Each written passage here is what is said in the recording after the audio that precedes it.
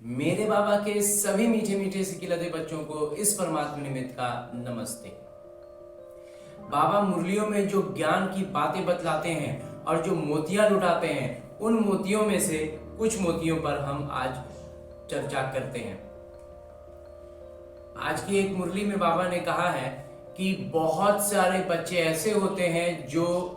कुछ समय तो 5-10 साल ज्ञान में चलते हैं, सब कुछ करते हैं, ज्ञान सुनते भी हैं, दूसरों को सुनाते भी हैं, सब कुछ अच्छे से चलते रहता है, और फिर एकदम से माया आती है, रावण आकर के उसको एकदम कच्चा खा जाता है, एकदम से पूरा ही गायब हो जाते हैं, पूरा खत्म हो जाता है, समाप्त हो जाते हैं। तो ऐसा क्यों होता है, इस पर थोड़ा सा अगर हम मंथन चिंतन करें तो ये हमें स्पष्ट समझ में आएगा कि ये जो ज्ञान में चलते हैं जो बच्चे,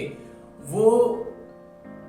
एक तरह से कहें तो उमंग उत्साह में आकर के ज्ञान में जुड़ते हैं, या प्रभाव में आकर के जुड़ते हैं, या किसी भी कारण से आकर के ज्ञान में ब्राह्मण बच्चे बनते हैं, लेकिन उनका खुद का बुद्धि में स्पष्टता नहीं होती है। वो ज्ञान का एक एक बातों को खुद से चिंतन नहीं करते, मुरलियों का मंथन अपने बुद्धि में नहीं करते। तो होता क्या है कि बुद्धि में स्पष्टता नहीं होती है, तो माया अलग रूप से रावण अपने नए नए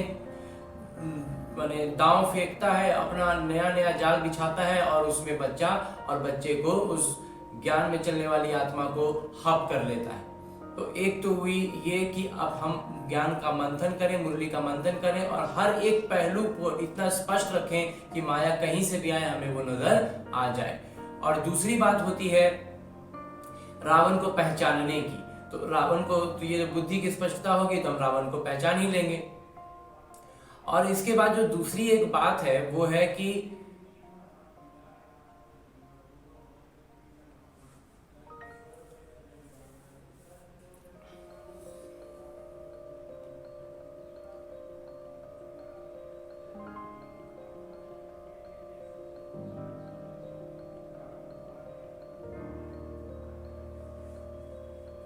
रावण जो है वो एकदम से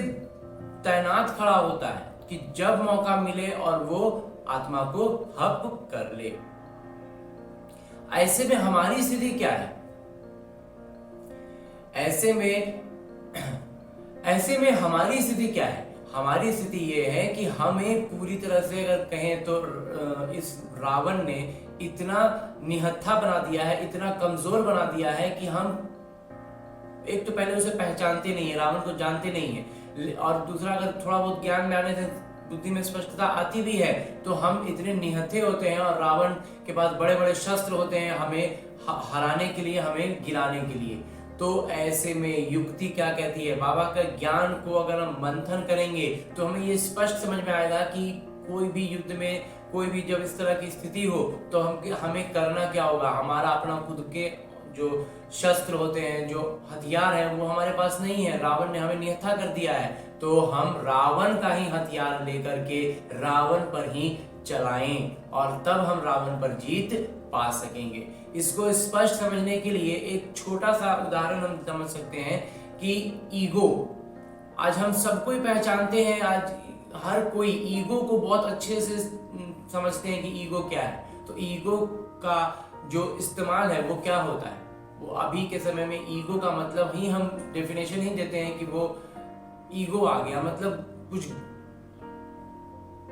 आन बान शान की बात हो गई और उसमें आकर के उसने कुछ गलत कर दिया, कुछ ऐसा कर दिया जो नहीं करना चाहिए था, सिर्फ गुमान में आ गया। तो अगर हम यही बात रावण पर लागू कर दें,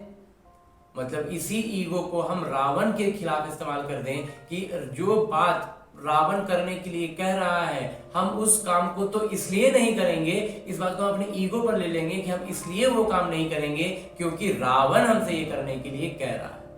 अब इतनी बुद्धि में स्पष्टता होनी चाहिए, इतना तो हमें सजग होना पड़ेगा, इतने तो ज्ञान में आना पड़ेगा, इतना तो, क्योंकि युद्ध में हम हार रहे हैं, हमारे ऊपर रावण चढ़ा हुआ है, इतनी तो क्लैरिटी आएगी, इतनी तो स्पष्टता होगी, तब तो हम उसके खिलाफ कुछ कर पाएंगे। तो जब भी कोई भी बात, कोई भी बुरी भावना जब मन में आए कि हमको ये कर देना चाहिए, हमको वो करना चाहिए, कोई भी गलत काम जो कहीं ना कहीं हमें पता चलता है कि ये गलत हो रहा है, ये गलत करने जा रहे हैं, ऐसा करना सही नहीं होगा, तो उस समय हमें रुक करके अपने ईगो को वहां लगा देना है कि चूंकि ये रावण का दिया हुआ मत है, ये रावण के बोलने पर ही हमको मन में ऐसा भावना आ रहा है, इसलिए अब हम नहीं करेंगे क्योंकि रावण ने मुझे ये करने के लिए कहा है। और इसके अलावा बाबा ने वरदान देते हुए भी जो आज एक युक्ति बतलाई है वो भी बहुत बहुत बहुत मीठी युक्ति है कि बाबा कहते हैं स्मृति में और कुछ रहे न रहे, हमेशा इस बात की स्मृति रखो कि हम संतुष्ट रहने और संतुष्ट करने वाले, सदा शुभ भावना शुभ कामना संपन्न है। हमें ये वरदान दे रहे हैं बाबा आज। तो जब भी कोई भी घटना हो जीवन में, कोई भी बात आए, तो हमें ये बुद्धि में एकदम रिवाइज करते रहना है, रिपीट करते रहना है, बार बार बुद्धि में दोहराते रहना है कि हम कौन है। हम सर्व संतुष्ट आत्मा है, संतुष्ट रहने वाले और संतुष्ट करने वाली आत्मा है। अच्छा, आज की मुरली से इस परमात्मा निमित्त द्वारा इतना ही मंत्र। ओम शांति।